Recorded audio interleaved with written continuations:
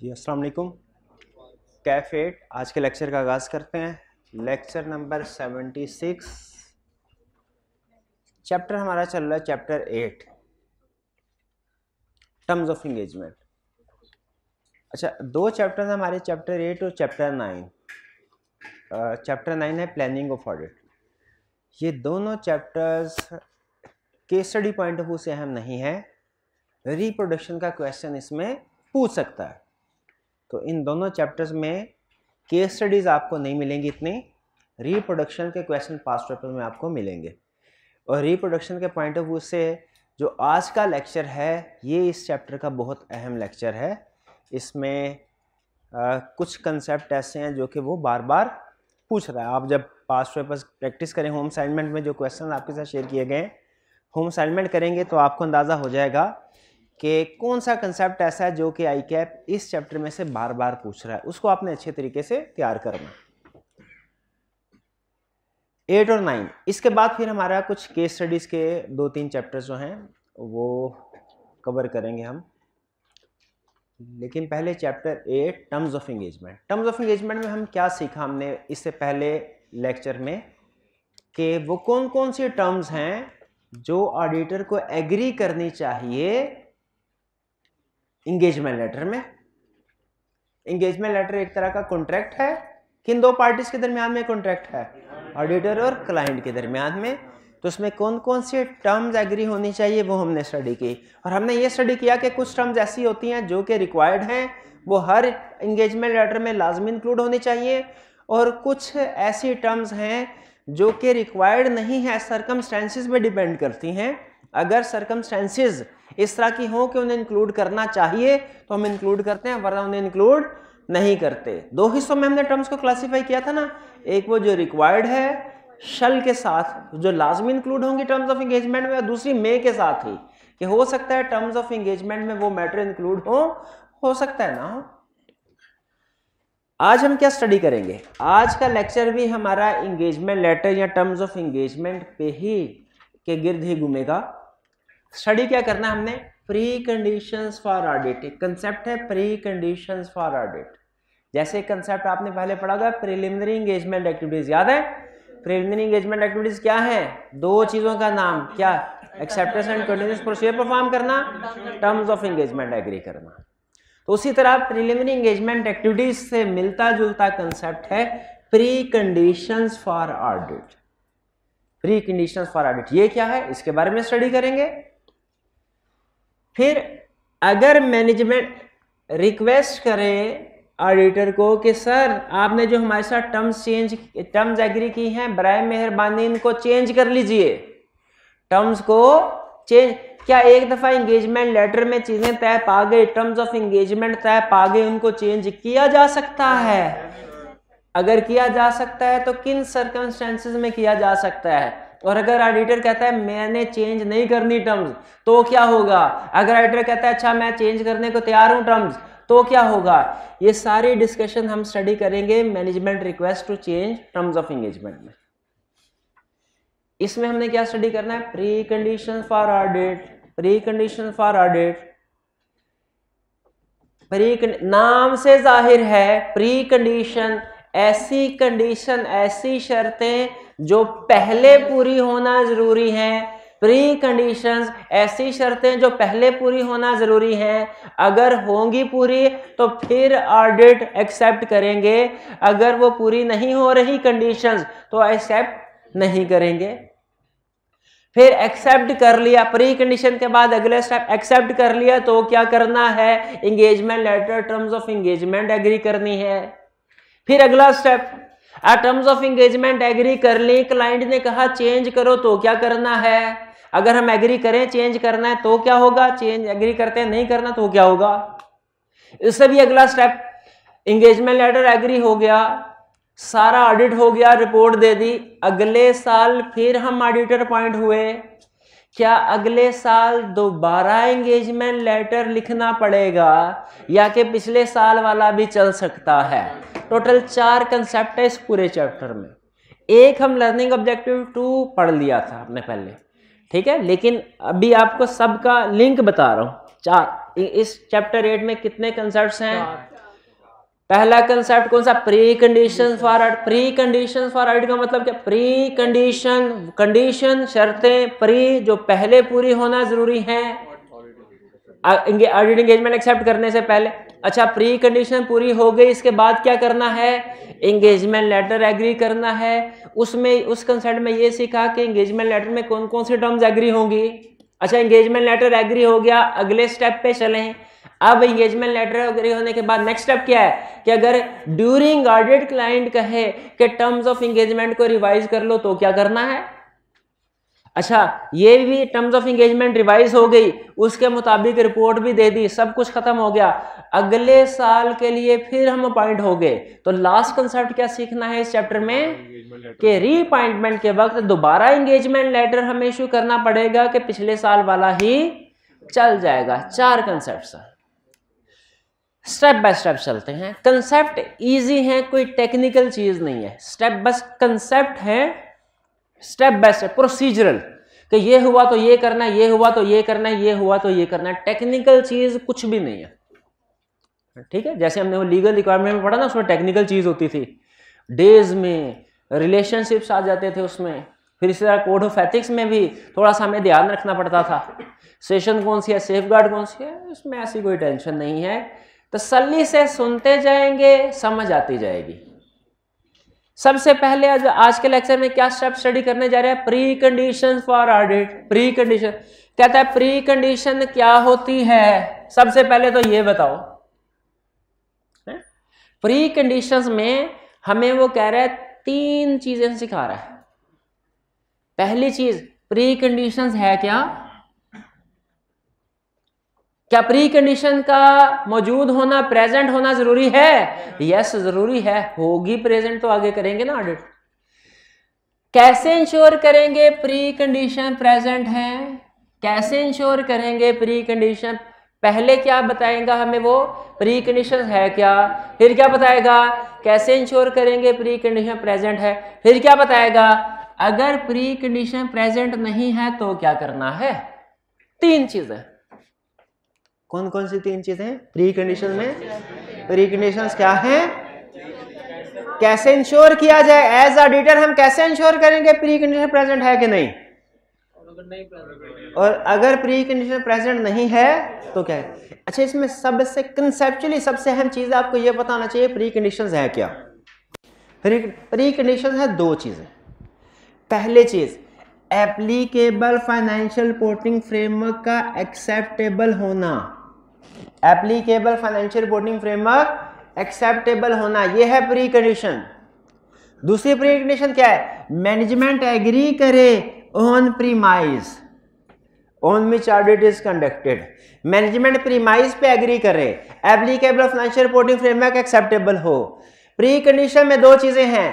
पहली चीज, applicable financial reporting framework acceptable हो। दूसरी चीज, मैनेजमेंट एग्री करे किस चीज पे? प्रीमाइज पे। प्री कंडीशन में 2 चीजें कौन कौन सी? पहला, applicable financial reporting framework acceptable हो। दूसरा, मैनेजमेंट एग्री करे किस पे? प्रीमाइज पे। Precondition is equal to applicable financial reporting framework is accept and management agrees on premise. अच्छा, एप्लीकेबल फाइनेंशियल रिपोर्टिंग फ्रेमवर्क का नाम इससे पहले सुना हुआ आपने? क्या है ये? वो फ्रेमवर्क जो मैनेजमेंट अडॉप्ट करती है in preparation of financial statements, considering nature of entity, nature of financial statement, purpose of financial statement, legal requirement. ये डेफिनेशन हमने पढ़ी थी कहाँ? चैप्टर 2 में। अच्छा, प्रीमाइज का लफ्ज कभी हमने से पहले पढ़ा है? कहाँ पढ़ा है? ये भी चैप्टर 2 में पढ़ा था। क्या पढ़ा था? कि मैनेजमेंट अपनी रिस्पॉन्सिबिलिटी को एक्सेप्ट करे। मैनेजमेंट का अपनी रिस्पॉन्सिबिलिटी को एक्सेप्ट करना प्रीमाइज है। प्रीमाइज है, ठीक है क्या नहीं? अगर स्टार्ट में ही हमारा एग्रीमेंट होता और मैं आपसे कहता भाई कुछ मेरी जिम्मेदारी है, कुछ अपनी आपकी जिम्मेदारी ले, एग्री करो कि जो होम असाइनमेंट मिलेगी करोगे, जो टेस्ट दिया जाएगा अटेम्प्ट करोगे, अगर कोई कंसेप्ट समझ नहीं आया तो सवाल पूछोगे, एग्री करो, अगर डिसएग्रीड तो कोई एडमिशन नहीं, भाग जाओ भाग जाओ। ये है कंसेप्ट जो ऑडिटिंग स्टैंडर्ड हमें सिखा रहा है कि पहले आपने स्टार्ट में इंश्योर कर रहे हैं प्री कंडीशन प्रेजेंट हो। प्री कंडीशन क्या है? दो चीजें, पहला applicable financial reporting framework acceptable. मुझे बताइए अगर एप्लीकेबल फाइनेंशियल रिपोर्टिंग फ्रेमवर्क ही एक्सेप्टेबल नहीं है, क्या आपको ऑडिट एक्सेप्ट करना चाहिए?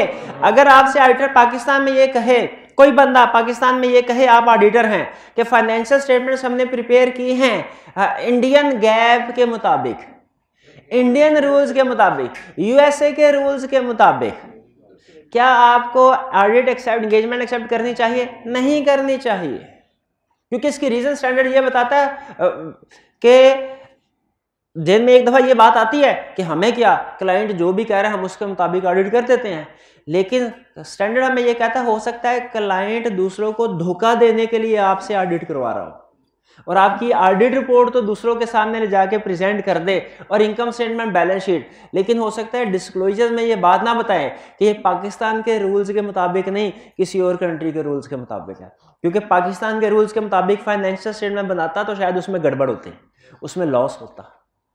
इसीलिए एप्लीकेबल फाइनेंशियल रिपोर्टिंग फ्रेमवर्क का एक्सेप्टेबल होना जरूरी है। और दूसरा, मैनेजमेंट एग्रीज ऑन प्रीमाइस। भाई प्रीमाइस क्यों जरूरी है? इसलिए कि प्रीमाइस का मतलब है मैनेजमेंट की रिस्पॉन्सिबिलिटीज। मैनेजमेंट की रिस्पॉन्सिबिलिटीज कितनी थी? 3, याद है? फाइनेंशियल स्टेटमेंट प्रिपेयर करना, इंटरनल कंट्रोल डिजाइन इंप्लीमेंट करना और इंफॉर्मेशन प्रोवाइड करना। मैनेजमेंट कहे सर ऑडिट करें फाइनेंशियल स्टेटमेंट, मैंने कोई नहीं बनानी। मैनेजमेंट कहे किसी किस्म का कोई कंट्रोल नहीं है हमारा, रिलेटेड पार्टी पे भी कोई कंट्रोल नहीं है, एक्सेप्ट करना हमें तो कंट्रोल नहीं है, तो इसका मतलब आपकी इंफॉर्मेशन सारी फारिग है, हमें तो कोई रिलायबल एविडेंस नहीं मिल सकेगा अगर कंट्रोल्स नहीं है तो बाद में जो डिस्क्लेमर देना है तो भी एक्सेप्ट नहीं करते। मैनेजमेंट कहे सर आप ऑडिट कीजिए, हाँ इंफॉर्मेशन हमने आपको कोई नहीं बतानी, हमने पूछा बैंक अकाउंट्स किधर किधर है, कोई नहीं बताना, इन्वेंट्री किधर पड़ी है, कोई नहीं बताना, ठीक है? क्या ऑडिट हो? अगर मैनेजमेंट फाइनेंशियल स्टेटमेंट प्रिपेयर ना करे, अगर management internal control design implement ना करे, अगर मैनेजमेंट ऑडिटर को इंफॉर्मेशन प्रोवाइड ना करे, खुद सोच के बताइए क्या ऑडिट करना मुमकिन है? नहीं। तो अगर मैनेजमेंट इन चीजों पे एग्री नहीं कर रही, हमें क्या करना चाहिए? एक्सेप्ट ही नहीं करना चाहिए। प्री कंडीशन समझ आए? प्री कंडीशन है दो चीजें, एक applicable financial reporting framework acceptable हो और दूसरा मैनेजमेंट एग्री करे प्रीमाइज पे। पहले मेंटली कन्विंस्ड हो तो मुझे बताइए आप एग्री करते हैं ये दोनों चीजें इतनी अहम हैं कि अगर इनमें से एक भी एब्सेंट है तो हमें ऑडिट एक्सेप्ट नहीं करना चाहिए। दोनों चीजें अहम हैं, एप्लीकेबल फाइनेंशियल रिपोर्टिंग फ्रेमवर्क भी एक्सेप्टेबल होना चाहिए, दूसरा मैनेजमेंट भी एग्री करे प्रीमाइज पे। ओके हैं आप इन दोनों कंडीशन के साथ? आगे चलते हैं। ये था part of pre conditions. Next हमारा कंसेप्ट क्या सीखना? कैसे इंश्योर करेंगे? कहते हैं मसला ही कोई नहीं। अब देखिए प्री कंडीशन दो है ना, तो हमारा बागे जितने भी कंसेप्ट है दो हिस्सों में जाएंगे, एप्लीकेबल फाइनेंशियल रिपोर्टिंग फ्रेमवर्क वाला अलग और प्रीमाइज वाला अलग। पहला applicable financial reporting framework acceptable है। कैसे पता चलेगा हमें applicable financial reporting framework acceptable है? वही क्राइटेरिया जो मैनेजमेंट ने यूज किया applicable financial reporting framework decide करने के लिए, वही क्राइटेरिया हम यूज करेंगे applicable financial reporting framework acceptable है कि नहीं ये इंश्योर करने के लिए। मैनेजमेंट ने याद है एप्लीकेबल फाइनेंशियल रिपोर्टिंग फ्रेमवर्क किस क्राइटेरिया के मुताबिक सेलेक्ट किया था? अकड़ पकड़ बम्बे को किया था मैनेजमेंट ने? नहीं किया था। फिर क्या किया था? नेचर ऑफ एंटिटी को सामने रखा था, नेचर ऑफ फाइनेंशियल स्टेटमेंट को सामने रखा था, purpose of financial statement, legal requirements. जैसे स्टैट्यूटरी ऑडिट है, पाकिस्तान में कंपनीज एक्ट रिक्वायर करता है कि स्टैट्यूटरी ऑडिट में जब फाइनेंशियल स्टेटमेंट बनाई जाए IFRS के मुताबिक बनाई जाए। तो मुझे बताइए पाकिस्तान में स्टैट्यूटरी ऑडिट के लिए जो एक्सेप्टेबल फाइनेंशियल रिपोर्टिंग फ्रेमवर्क कौन सा भला? क्योंकि लॉ रिक्वायर करता है, लॉ रिक्वायर करता है, ठीक है। लेकिन nature of financial statement, purpose of financial statement के मुताबिक कुछ और भी हो सकता है। जैसे बैंक के पास गए, बैंक ने कहा भाईजान लोन चाहिए आपको, हमने कहा लोन चाहिए, उसने कहा फाइनेंशियल स्टेटमेंट लाओ, हमने कहा ये रही, उसने कहा नहीं नहीं नहीं नहीं नहीं कैश बेसिस के ऊपर लाओ। हमें कैश से गर्ज है कि आपके पास इतना कैश आएगा कि नहीं कि हमारा इंटरेस्ट पे कर सके, हमारा प्रिंसिपल पे कर सके। हमें आपके प्रॉफिट से गर्ज नहीं है। प्रॉफिट तो एक एस्टिमेट, अकाउंटिंग पॉलिसी चेंज करें, प्रॉफिट ऊपर नीचे हो जाता है, ये हमें भी पता है। हमें कैश दिखाएं, नंबर्स में ना हमें लेके जाए। तो कैश बेस, अब इन हालात में एक्सेप्टेबल फाइनेंशियल रिपोर्टिंग फ्रेमवर्क कौन सा है? Cash basis. Cash basis. तो जहां पे लीगल रिक्वायरमेंट है वहां पे लीगल रिक्वायरमेंट को सामने रख के डिसाइड होगा। जहां पे लीगल रिक्वायरमेंट नहीं है, nature of entity, nature of financial statement, purpose of financial. ठीक है, तो यहां पे कैफ लेवल पे आपसे सिर्फ रटा लगवा रहा है 4 फैक्टर्स का। सीफेप लेवल पे जाके आपको कोई केस बताएगा और कहेगा देख बताओ जरा इसमें ये applicable financial reporting framework acceptable है कि नहीं। छोटी सी एग्जांपल, एफबीआर को टैक्स रिटर्न फाइल करनी है, उसके साथ फाइनेंशियल स्टेटमेंट्स भी लगेगी।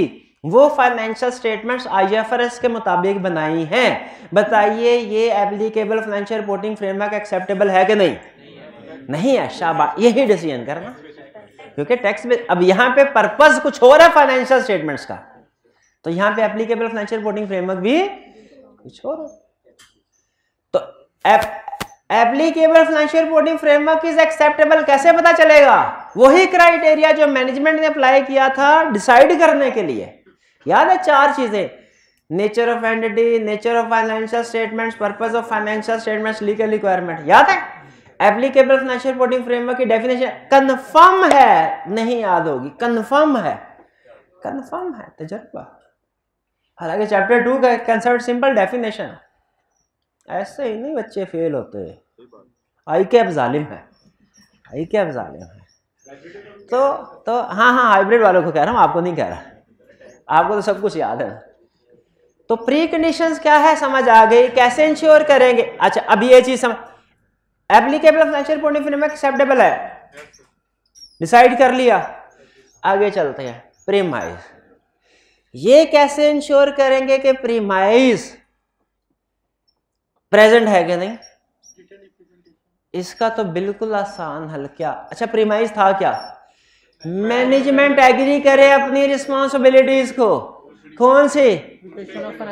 Preparation of financial statements, internal control, information provide करा। तो मैनेजमेंट कैसे एग्री करे? मैनेजमेंट से लिखवा लें, मैनेजमेंट रिटर्न रिप्रेजेंटेशन। ये प्री कंडीशंस हैं, ऑडिट का स्टार्ट है, एंड नहीं है। एंड इसमें अगर मैनेजमेंट, अगर एंड होता ना तो फिर आपका जवाब ठीक था कि सर रिटर्न रिप्रेजेंटेशन में मैनेजमेंट की रिस्पॉन्सिबिलिटीज लिखवा ले। एंड होता तो ये जवाब ठीक था, लेकिन ये तो स्टार्ट है। इसमें क्या कसम नहीं उठवा ले, एंगेजमेंट लेटर में मैनेजमेंट की रिस्पॉन्सिबिलिटीज को लिखवा ले। मुझे बताएं मैनेजमेंट की रिस्पॉन्सिबिलिटी यही 3 थी ना, financial statement, internal control, information. हम प्री कंडीशन में क्या चाह रहे हैं कि मैनेजमेंट एग्री करे।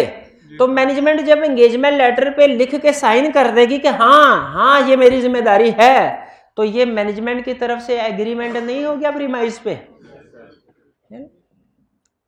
ये तो फाइनेंशियल स्टेटमेंट से भी आसान कि मैनेजमेंट से एग्री करवा ले। क्लियर?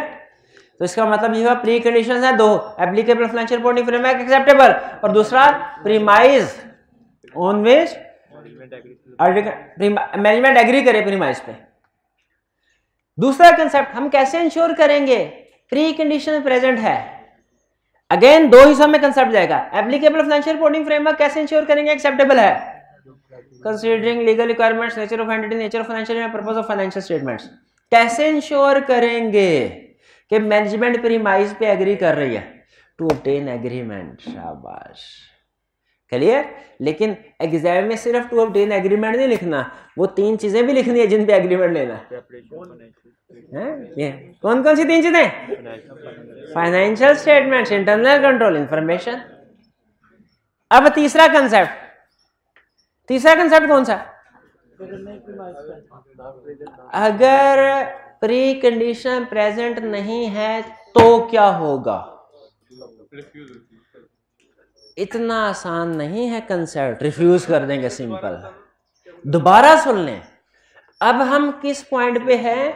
अगर प्री कंडीशन प्रेजेंट नहीं है प्री कंडीशन देखें, अगर तो प्री कंडीशन मौजूद है ना तो हमने क्या करना है, हमने ऑडिट करना है। अगर प्री कंडीशन मौजूद नहीं है तो क्या करना है, इट डिपेंड्स, इट डिपेंड्स। सुनिए जरा, सुनिए। अब हम तीसरे लेवल पे आ गए। पहला level what are preconditions, पढ़ लिया। दूसरा how to ensure precondition are present, पढ़ लिया। तीसरा what if preconditions are, अगर प्री कंडीशन, अब ये भी आंसर दो हिस्सों में जाएगा क्योंकि प्री कंडीशंस दो है ना, तो कैसे इंश्योर करेंगे प्री कंडीशन प्रेजेंट है, ये भी दो हिस्सों में जाएगा। और अगर प्री कंडीशन प्रेजेंट नहीं है, ये भी दो हिस्सों में जाए। पहला हिस्सा क्या, applicable financial reporting framework acceptable नहीं है तो क्या करना है।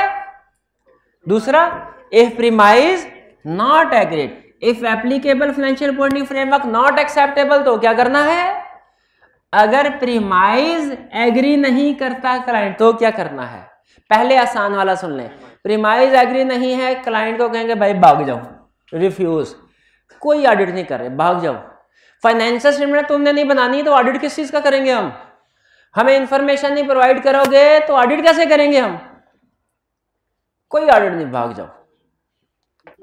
अगर मैनेजमेंट प्रीमाइज पे ना करे, अगर प्रीमाइज पे एग्री किया लेकिन applicable financial reporting framework acceptable नहीं है।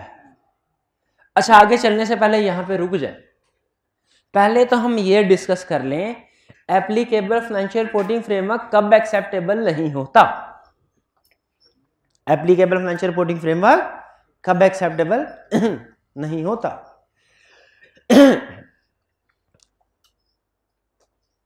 रिलेटेड पार्टी रिक्वायरमेंट्स हमें पता है, क्यों नहीं पता, क्या हमें ये नहीं पता रिलेटेड पार्टी क्या होती है, क्या हमें ये नहीं पता रिलेटेड पार्टी के साथ रिलेशनशिप और ट्रांजैक्शन को डिस्क्लोज करना होता है। तो यही तो है रिलेटेड पार्टी रिक्वायरमेंट्स, और क्या, और क्या। और आपसे ये थोड़ी पूछ रहा हूं कि बताइए अगर ऑडिटर ऐसी रिलेटेड पार्टीज को आइडेंटिफाई कर ले जो पहले मैनेजमेंट ने आइडेंटिफाई नहीं की थी तो उसका कोर्स ऑफ एक्शन क्या होगा, ये नहीं पूछ रहा क्योंकि मुझे पता है ये आपको आता है। मैं आपसे ये नहीं पूछ रहा कि अगर कोई transactions outside the normal course of business हो, significant transaction outside the normal course of business हो तो ऑडिटर का कोर्स ऑफ एक्शन क्या होगा, ये नहीं पूछ रहा क्योंकि मुझे पता है कि आपको ये आता है।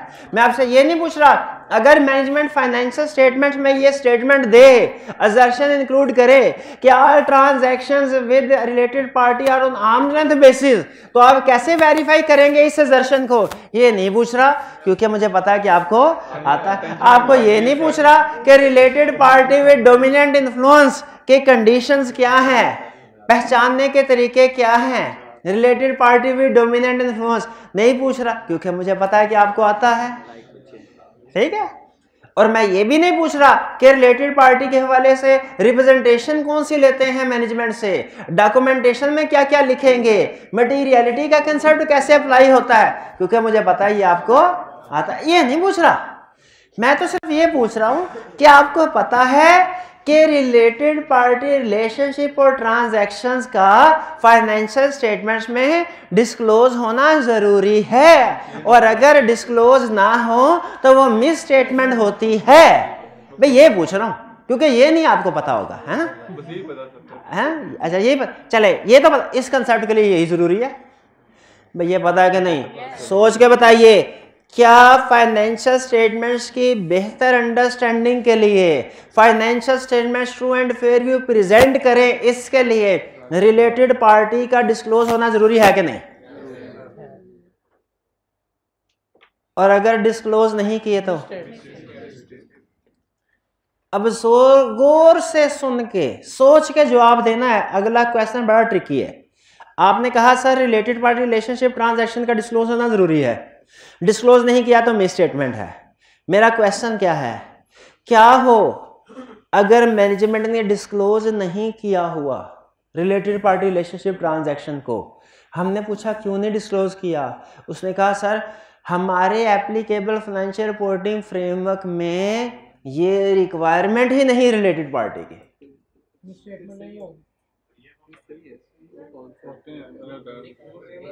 फ्रेमवर्क में है, मिस स्टेटमेंट नहीं होगा। अच्छा मिस स्टेटमेंट नहीं है, मिस स्टेटमेंट नहीं है, ये धांधली नहीं है, ये धांधला है, ये मिस स्टेटमेंट है, ये एप्लीकेबल फाइनेंशियल रिपोर्टिंग फ्रेमवर्क ही की ऐसी की तैसी फ्री हुई है। भाई ऐसा फ्रेमवर्क किस काम का जिसमें इतनी अहम रिक्वायरमेंट ही ना हो, खुद सोचे। पाकिस्तान में ऐसा नहीं है, पाकिस्तान में हमारा स्टैंडर्ड है यस 24 जो ये रिलेटेड पार्टी की रिक्वायरमेंट्स को कहता है कि फाइनेंशियल स्टेटमेंट डिस्क्लोज करो। ये एग्जांपल है दुनिया के किसी ऐसे मुल्क की जिसका लीगल सिस्टम बहुत वीक है, जिसका फ्रेमवर्क सिस्टम बहुत वीक है, ये उसकी एग्जांपल है। जिम्बाब्वे, श्रीलंका, तो उसकी एग्जांपल है। क्या एग्जांपल? के रिलेटेड पार्टी डिस्क्लोज। खुद बताइए आप ऐसे फ्रेमवर्क को एक्सेप्ट करेंगे जो रिलेटेड पार्टी को डिस्क्लोज ना कर? नहीं, हम क्या कहेंगे? हम कहेंगे applicable financial reporting framework is not acceptable. तो ये होता है जब applicable financial reporting framework acceptable ना हो। इस एग्जांपल को ध्यान में रखना, जब कभी applicable financial reporting framework not acceptable आ जाए ना, फौरन आपके जहन में आ जाए रिलेटेड पार्टी की एग्जांपल। इसको रिलेटेड पार्टी एग्जांपल के साथ लिंक करेंगे तो अगला कंसेप्ट खुलेगा, समझ आएगा, वरना नहीं। भी समझ आ गया? रिलेटेड पार्टी की रिक्वायरमेंट ही नहीं है, applicable financial reporting framework not acceptable. हम कहेंगे नॉट एक्सेप्टेबल तो क्या करना है? रिफ्यूज। हम रिफ्यूज करने लगे तो वो कहने लगा भाई रिफ्यूज करके जेल तो नहीं जाना आपने। हमने कहा इसका क्या मतलब, जेल क्यों जाएंगे? उसने कहा इसलिए कि ये applicable financial reporting framework required by law है। अगर लॉ रिक्वायर ना कर रहा होता इस फ्रेमवर्क को, फिर आप रिफ्यूज कर देते, लेकिन लॉ रिक्वायर कर रहा है, रिफ्यूज। भाई जो चीज लॉ रिक्वायर करे वो काम करना ही पड़ता है। नहीं समझ आई? फिर से ऑडिट करने के लिए गए, हमने कहा प्री कंडीशंस हैं, 2 पूरी करेंगे। पहले देखेंगे applicable financial reporting framework acceptable है कि नहीं, फिर देखेंगे प्री मैनेजमेंट एग्री करती है कि नहीं। मैनेजमेंट ने कहा सर फाइनेंशियल स्टेटमेंट बनाएंगे, इंफॉर्मेशन भी देंगे, कंट्रोल्स भी गुड है, लेकिन हमारा फ्रेमवर्क है ऐसा फ्रेमवर्क जिसमें रिलेटेड पार्टी की रिक्वायरमेंट नहीं। हमने कहा बस इधर ही बात खत्म समझो, क्योंकि रिलेटेड पार्टी की रिक्वायरमेंट नहीं है तो applicable financial reporting framework acceptable नहीं है। एक्सेप्टेबल नहीं है तो हमने ऑडिट नहीं करना। उसने कहा नहीं सर ठहर जाए, जिस तरह आप मजबूर है हम भी मजबूर है। क्या? हमारा लॉ रिक्वायर करता है कि इसी फ्रेमवर्क के मुताबिक फाइनेंशियल स्टेटमेंट बनेगी।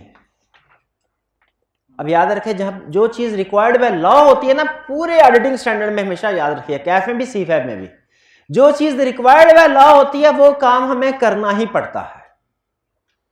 हमने कहा ठीक है रिक्वायर्ड बाय लॉ है, हम एंगेजमेंट को एक्सेप्ट कर लेते हैं, लेकिन हमारी 3 शर्तें हैं। 3 शर्तें हैं। यहां पे मैं एक छोटा सा कंसर्न पूछता हूं। लॉ ने कहा रिलेटेड पार्टी रिक्वायर्ड नहीं है, रिक्वायर्ड नहीं है। इसका मतलब पता क्या होता है कि लॉ ने कहा जरूरी नहीं है, हाँ, लेकिन अगर इंक्लूड करना चाहें तो दे सकते हैं। ये ज़हन में रखिए। हमने कहा हमारी 3 शर्तें हैं, फ्रेमवर्क है तो फारिग, लेकिन चलो लॉ रिक्वायर करता है हम एक्सेप्ट कर लेते हैं, इसके मुताबिक फाइनेंशियल स्टेटमेंट बनाओ तुम, हम ऑडिट कर लेंगे। हमारी 3 शर्तें हैं। पहली शर्त सबसे अहम, पहली शर्त कि तुम एडिशनल डिस्क्लोजर दोगे फाइनेंशियल स्टेटमेंट्स में। किस लिए? To avoid financial statements from being misleading, ताकि फाइनेंशियल स्टेटमेंट मिसलीडिंग ना हो। वो रिलेटेड पार्टी की रिक्वायरमेंट्स जो लॉ ने रिक्वायर नहीं की, वो रिलेटेड पार्टी का डिस्क्लोजर लॉ ने रिक्वायर नहीं किया ना, तो हमारे कहने पे दे दो। लॉ ने रिक्वायर नहीं किया लेकिन प्रोहिबिट भी नहीं किया। फर्क समझ ना, टेक्निकल फर्क है। रिक्वायर नहीं किया, प्रोहिबिट भी नहीं किया। जैसे अनलिस्टेड कंपनी के केस में की ऑडिट मैटर रिक्वायर्ड नहीं है, लेकिन प्रोहिबिट भी नहीं है। इंक्लूड करना चाहे तो कर सकते हैं। ये समझ आया? नॉट रिक्वायर्ड में और प्रोहिबिट में फर्क है। तो हमने कहा लॉ रिक्वायर नहीं, कोई मसला नहीं, प्रोहिबिट रिलेटेड पार्टी का डिस्क्लोजर डाल दो। क्यों? ताकि यूजर्स तक सही फाइनेंशियल स्टेटमेंट, जो फाइनेंशियल स्टेटमेंट में डेफिशिएंसी थी ना, वो पूरी हो जाए, पूरी हो। मैनेजमेंट ने कहा अच्छा पहली शर्त हो गई। फिर दूसरी शर्त, हमने कहा दूसरी शर्त ये है कि ये डिस्क्लोजर बहुत फंडामेंटल है। ये डिस्क्लोजर फंडामेंटल है भाई, फंडामेंटल है, इसकी वजह से हमने ना की थी, इसकी वजह से हम ना करने लगे थे क्या ऑडिट नहीं करना। क्या ये डिस्क्लोजर फंडामेंटल नहीं होगा? अच्छा ये रिलेटेड पार्टी मैंने सिर्फ एग्जांपल दी है, वरना ये डिस्क्लोजर और भी कोई हो सकते हैं। तो हमने कहा ये डिस्क्लोजर, अच्छा एग्री करते हैं डिस्क्लोजर फंडामेंटल है। हमने कहा हम तो फिर एमसीज ऑफ मैटर भी देंगे इसके ऊपर, रिपोर्ट में फिर लिखेंगे, इस चीज का इफेक्ट रिपोर्ट में लिखेंगे क्या कि डिस्क्लोजर बहुत फंडामेंटल है। हमने कहा एमसीज ऑफ मैटर रिपोर्ट में देंगे, दूसरी शर्त है। तीसरी शर्त क्या है? तीसरी शर्त उसने पूछा तीसरी शर्त, हमने कहा रिपोर्ट के अंदर हम लिखे, ये तो लिखेंगे these financial statements have been prepared in accordance with local laws and give a true and fair view, ये वाले लफ्ज नहीं लिखेंगे, not to use true। क्यों? क्यों? क्योंकि ये फेयर प्रेजेंटेशन फ्रेमवर्क रहा ही नहीं, ये तो कंप्लायंस फ्रेमवर्क बन गया। याद है fair presentation compliance framework? Compliance framework में आंखें बंद करके लॉ, ये एक तरह से, ये क्या हुआ, एक तरह से कंप्लायंस फ्रेमवर्क बन गया। हमने कहा ट्रू एंड फेयर व्यू का वर्ड नहीं आएगा।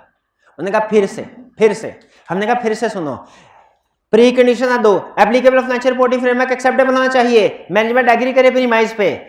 दूसरा, कैसे इंश्योर करेंगे प्री कंडीशन प्रेजेंट है, applicable financial reporting framework acceptable है कि नहीं, देखेंगे considering nature of entity, nature of financial, purpose of financial, legal requirements. Next, premise management agree करती है कि नहीं, इंगेजमेंट लेटर पे साइन करवा लेंगे। क्लियर? अगर प्री कंडीशन प्रेजेंट नहीं है तो क्या करेंगे? अगर प्रीमाइज नहीं है सिंपल रिफ्यूज, अगर applicable financial reporting framework acceptable नहीं, और गौर से सुन ले यही वो कंसेप्ट है जो आईके बार बार पूछ रहा है, क्योंकि आज को पूरे लेक्चर में आपको यही कंसेप्ट थोड़ा लग रहा होगा कि इसके अंदर पॉइंट्स हैं याद करने वाले। ये अगर applicable financial reporting framework acceptable नहीं है, हमने इसे एक्सेप्ट नहीं करना, we shall refuse unless required by law. और रिक्वायर्ड बाय लॉ से कहानी आगे चलती है। अगर applicable financial reporting framework unacceptable है लेकिन रिक्वायर्ड बाय लॉ है, अनएक्सेप्टेबल है लेकिन रिक्वायर्ड बाय लॉ है, एक्सेप्ट कर लेंगे क्योंकि रिक्वायर्ड बाय लॉ है, एक्सेप्ट कर लेंगे तीन शर्तों के साथ। पहले एडिशनल डिस्क्लोजर, दूसरी एमसीज ऑफ मैटर, तीसरा no true and fair view. फिर बताइए, पहला एडिशनल डिस्क्लोजर, दूसरा एमसीज ऑफ मैटर, तीसरा no true and fair view. No true and fair view. अगर मैनेजमेंट एग्री कर जाए तीनों कंडीशंस पे तो क्या करेंगे? और अगर मैनेजमेंट एग्री नहीं करती, गौर से सुनिए, मैनेजमेंट ने कहा नहीं देना एडिशनल डिस्क्लोजर, कह सकते हैं ना मैनेजमेंट नहीं देना एडिशनल डिस्क्लोजर, कर लो क्या करना है, कर लो क्या करना है। क्या हम छोड़ देंगे? छोड़ेंगे नहीं एंगेजमेंट को। क्यों नहीं? रिक्वायर्ड बाय लॉ है, जेल थोड़ी जाना, छोड़ेंगे नहीं। हम वैल्यूएट करेंगे इसका इफेक्ट हमारी रिपोर्ट पे क्या है, और रिपोर्ट पे जो भी इफेक्ट आएगा उसे एंगेजमेंट लेटर में लिख देंगे। एडिशनल डिस्क्लोजर ना देने का क्या इफेक्ट होगा? मिस स्टेटमेंट है। हम देखेंगे कि हमारे ओपिनियन पे, हमारी रिपोर्ट पे इसका क्या इफेक्ट आएगा, क्वालिफाइड ओपिनियन और एडवर्स ओपिनियन। तो जो भी इफेक्ट आएगा इंगेजमेंट लेटर में लिखना चाहिए कि नहीं लिखना चाहिए? क्यों लिखना चाहिए? क्योंकि हमने असूल पढ़ा हुआ है कि जब कभी रिपोर्ट मॉडिफाई हो एज सून एज पॉसिबल बता दो। और अभी चूंकि एंगेजमेंट लेटर साइन नहीं हुआ, इस स्टेज पे नहीं हुआ अभी, तो एंगेजमेंट लेटर में लिख देंगे। भी पता चल गया। ये था प्री कंडीशंस का कंसेप्ट। क्या सीखा प्री कंडीशन के कंसेप्ट में? हमने 3 चीजें। पहला, प्री कंडीशन क्या है। दूसरा, कैसे इंश्योर करेंगे। तीसरा, प्री कंडीशन मौजूद नहीं है तो क्या करना है। और प्री कंडीशन प्रेजेंट नहीं है, ये आंसर 2 हिस्सों में जाएगा। अगर प्रीमाइज प्रेजेंट नहीं है, इजी, नो, सीधा। और अगर फ्रेमवर्क एक्सेप्टेबल नहीं है तो इट डिपेंड्स। अगर रिक्वायर्ड बाय लॉ है फिर एक्सेप्ट करना पड़ेगा। लेकिन तीन शर्तें सबसे अहम हैं। 3 शर्तें सबसे अहम हैं। मेरा भाई बताओ क्या शर्तें हैं आपकी? एडिशनल डिस्क्लोजर, मैनेजमेंट को कहे तुम दोगे एडिशनल डिस्क्लोजर फाइनेंशियल स्टेटमेंट्स में। किस लिए? ताकि फाइनेंशियल स्टेटमेंट मिसलीडिंग ना रहे। एडिशनल डिस्क्लोजर दो, मैनेजमेंट से कहा, और हम एम्फेसिस ऑफ मैटर, शाबाश, हम देंगे एम्फेसिस ऑफ मैटर, हम देंगे एम्फेसिस ऑफ मैटर। लेकिन एक और इफेक्ट आएगा रिपोर्ट में एम्फेसिस ऑफ मैटर के साथ साथ, ट्रू एंड फेयर व्यू का वर्ड नहीं लिखना, नहीं लिखना, क्योंकि मर्जी तो लॉ की चल रही है, हमारी थोड़ी चल रही है। ट्रू एंड फेयर व्यू तो हमारे पास भी। और अगर मैनेजमेंट इस पे भी इनकार कर दे, अगर ये कंडीशंस मीट ना हो, तो इफेक्ट करें, तो एवेल्युएट करेंगे रिपोर्ट में क्या इफेक्ट आएगा। और जो भी इफेक्ट आएगा, यानी क्वालिफाइड या एडवर्स जो भी इफेक्ट आएगा, वो उन्हें बता देंगे through engagement letter. Engagement letter, भाई बात समझ आई? ये था मेन कंसेप्ट हमारा प्री कंडीशन का।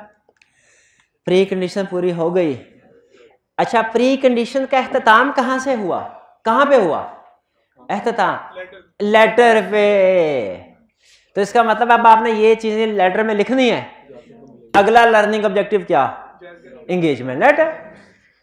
एंगेजमेंट लेटर, उसमें मैनेजमेंट रिस्पॉन्सिबिलिटीज लिख दीजिएगा, रिपोर्ट जो देना वो भी लिख दीजिएगा।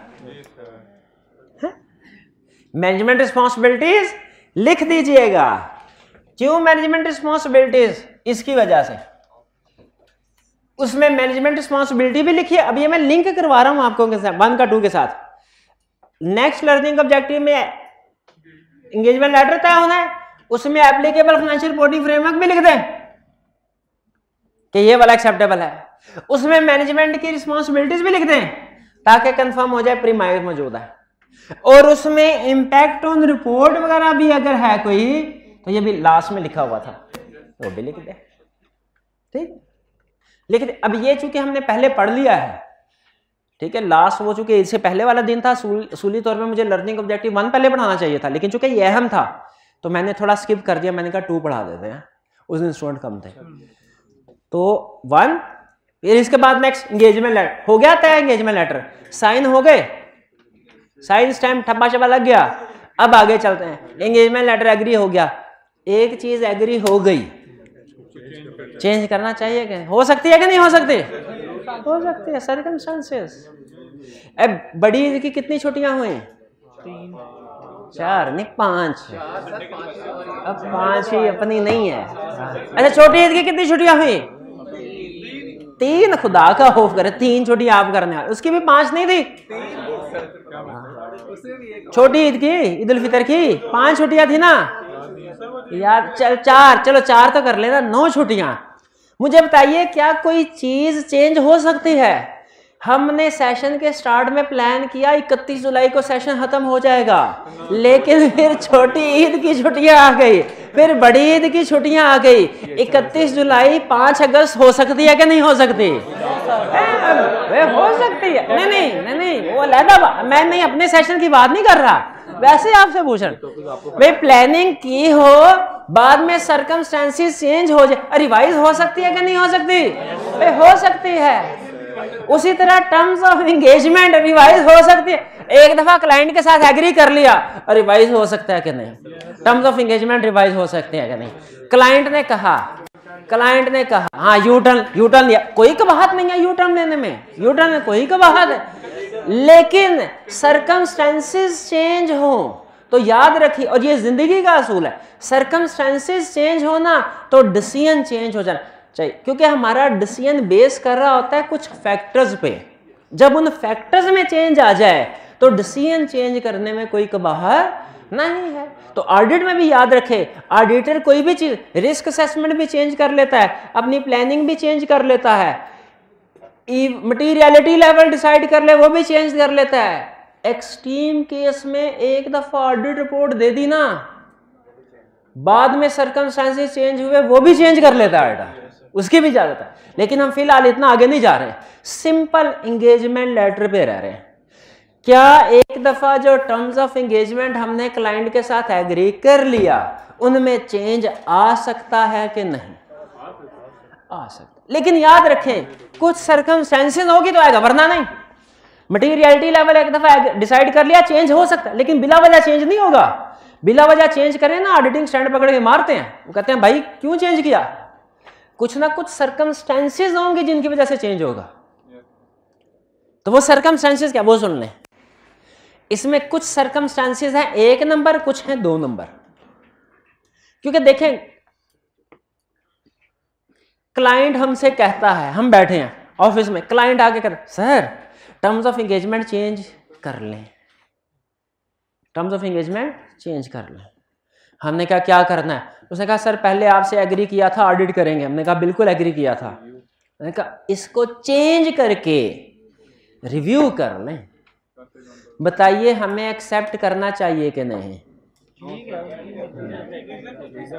रीजन पूछेंगे। जो यस कह रहे हैं वो भी गलत है, जो नो कह रहे हैं वो भी गलत है। जो कह रहे हैं सर रीजन पूछेंगे वो ठीक है, क्योंकि रीजन वैलिड भी हो सकती है, इनवैलिड भी हो सकती है। अगर रीजनेबल जस्टिफिकेशन होगी तो एक्सेप्ट कर लेंगे, अगर रीजनेबल जस्टिफिकेशन नहीं होगी, पक्की बात है, पक्का एग्रीड। इन्होंने कहा सर क्लाइंट से रीजन पूछेंगे, अगर रीजनेबल जस्टिफिकेशन हुई क्लाइंट की तो चेंज एक्सेप्ट कर लेंगे, वरना नहीं करेंगे। एग्री करते हैं? चलिए, क्लाइंट अब देगा। अब आईफैक ने ना रिसर्च करके हमें रीजन बताई हैं, 3 रीजन जो क्लाइंट हमें बताता होता है। क्लाइंट ने जब कभी ऑडिट से रिव्यू में चेंज करवाना होता है ना, क्लाइंट हमें 3 रीजन बताता है, 3 रीजन। आप जरा सुन लीजिए। अच्छा, मैं ना स्पेसिफिक एग्जांपल यूज कर रहा हूं। क्लाइंट ने कहा ऑडिट से रिव्यू में चेंज कर लो, लेकिन कंसेप्ट जब आप पढ़ेंगे ना वो जनरल वर्ड यूज करता है। When client request to change terms of engagement, ये जनरल वर्ड है। When client request to change terms of engagement, मैं उसकी स्पेसिफिक एग्जांपल क्या ले रहा हूं कि क्लाइंट ने कहा ऑडिट से, ये भी तो टर्म्स में चेंज ही है, ये स्पेसिफिक एग्जांपल है, मतलब दोनों का एक ही है। जब कभी क्लाइंट कहेगा टर्म्स ऑफ एंगेजमेंट चेंज कर लो, हम क्लाइंट से पूछेंगे क्यों, व्हाई। अब इसमें कुछ रीजन है 1 नंबर, कुछ है 2 नंबर। आपने खुद जज करना है, मैं नहीं बताऊंगा, आपने खुद जज करना है कौन सी रीजनेबल जस्टिफिकेशन है, कौन सी नहीं है। एग्री करते हैं? तैयार है? रीजन बताऊं? हमने क्लाइंट से पूछा क्यों, अभी 10 दिन पहले तो टर्म्स ऑफ एंगेजमेंट एग्री किए हैं, क्यों चेंज करें? उसने कहा sir there is change in circumstances which affect need for service. There is change in circumstances which affect need for audit service. हालात बदल गए हैं, इस वजह से हमें ऑडिट सर्विस की जरूरत नहीं है।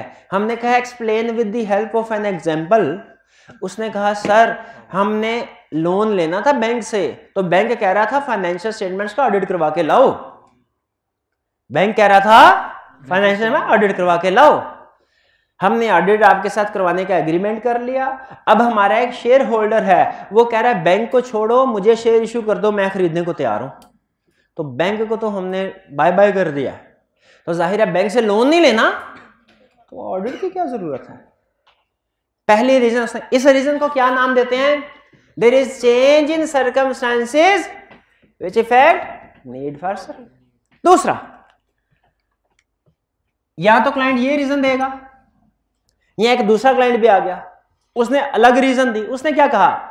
उसने कहा सर हमने जो 10 दिन पहले टर्म्स ऑफ एंगेजमेंट एग्री की है चेंज कर दे। हमने कहा क्यों?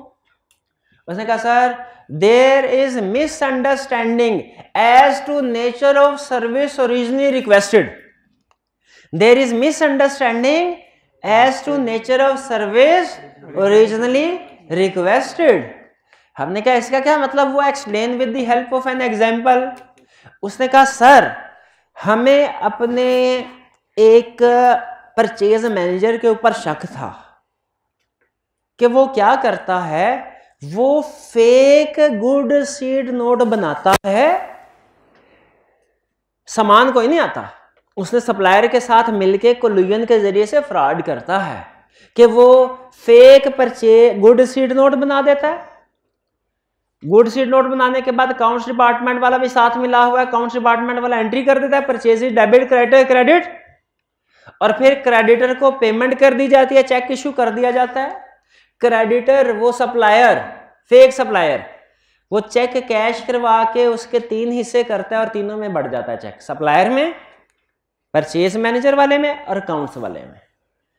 हमें ये खबर पहुंची, सीईओ कह रहा है, हमने कहा इसके फ्रॉड को पकड़ते हैं, तो हमने आपसे कहा कि अब आप ऑडिट करें।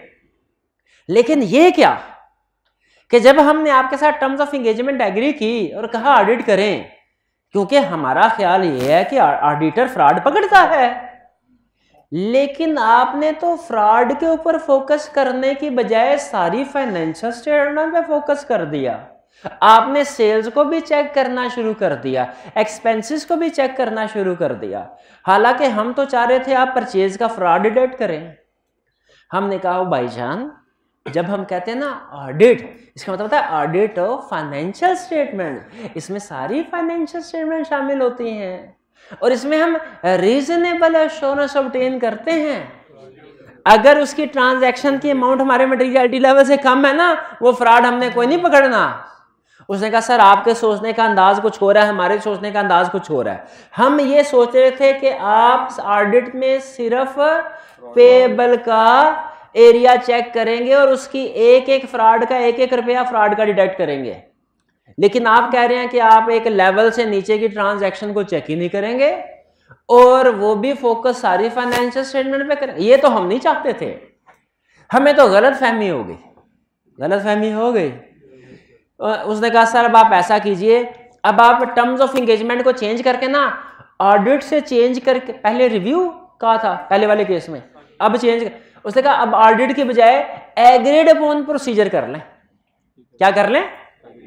एग्रीड अपॉन प्रोसीजर का मतलब होता है जो क्लाइंट कहे वही काम करना। ये नॉन एश्योरेंस सर्विस होती है, ये नॉन एश्योरेंस सर्विस। हमने कहा अच्छा ये 2 एग्जांपल समझ आ गए। पहली सिचुएशन में कब क्लाइंट हमें कहता है कि टर्म्स को चेंज कर लो, जब सर्कमस्टेंस। दूसरा जब मिसअंडरस्टैंडिंग हो जाए। तीसरा भी क्लाइंट आया, तीसरे क्लाइंट ने आके हमें कहा सर 10 दिन पहले टर्म्स ऑफ एंगेजमेंट चेंज की, आपके साथ एग्री की थी। हमने कहा की थी, हमारी तो टीम भी पहुंच गई। उसने कहा टीम का ही तो मसला है। हमने कहा टीम का क्या मसला है? अच्छे बंदे भेजे थे आपके पास जो नॉलेजेबल हैं, अच्छा हाई प्रोफेशनल स्केप्टिसिज्म। उसने कहा सर यही तो मसला है, अच्छे बंदे भेजे आपने। वो हमें उसने कहा 100 ट्रांजैक्शंस हैं, उसमें से उसने 20 का सैंपल कहा हमें के 2। आप यकीन कीजिए 20 में से हमने उसको 18 ट्रांजैक्शन दे दी है, 2 ट्रांजैक्शन नहीं दी।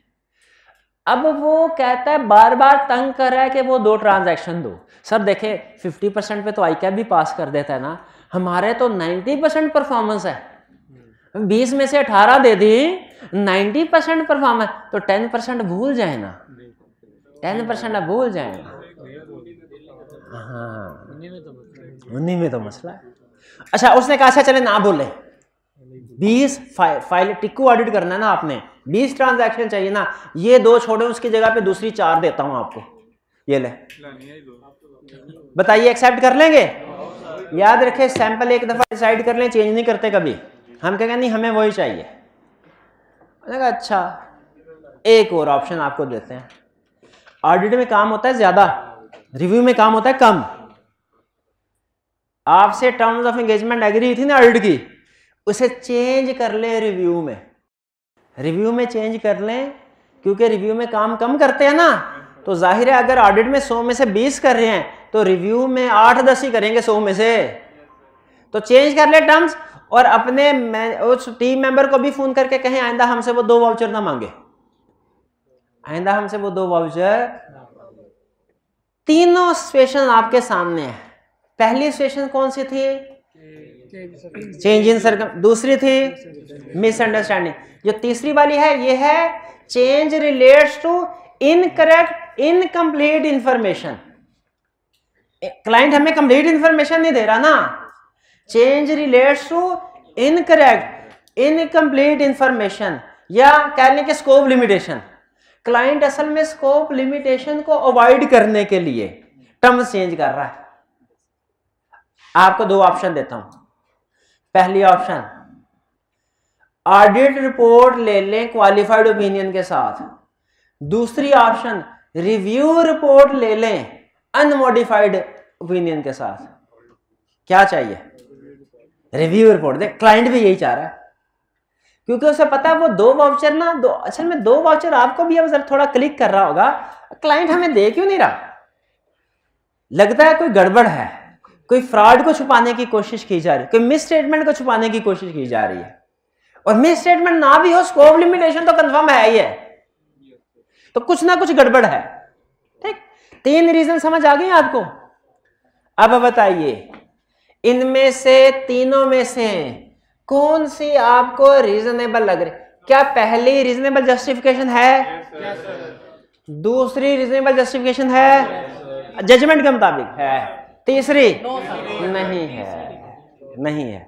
अब यहां पे ऑडिटिंग स्टैंडर्ड क्या कहते हैं? कॉमन सेंस कहते हैं क्लाइंट आपसे आके कहे ना टर्म्स ऑफ एंगेजमेंट चेंज कर लो, आप क्लाइंट से रीजन पूछें, 3 में से कोई एक रीजन या सिचुएशन हो सकती है। अगर तो पहली 2 रीजन है, चेंज इन सर्कमस्टेंसेस या मिसअंडरस्टैंडिंग, तो रिक्वेस्ट रीजनेबल है, आप चेंज को एक्सेप्ट कर लो। और अगर तीसरा केस है तो रिक्वेस्ट रीजनेबल, चेंज को एक्सेप्ट नहीं करो।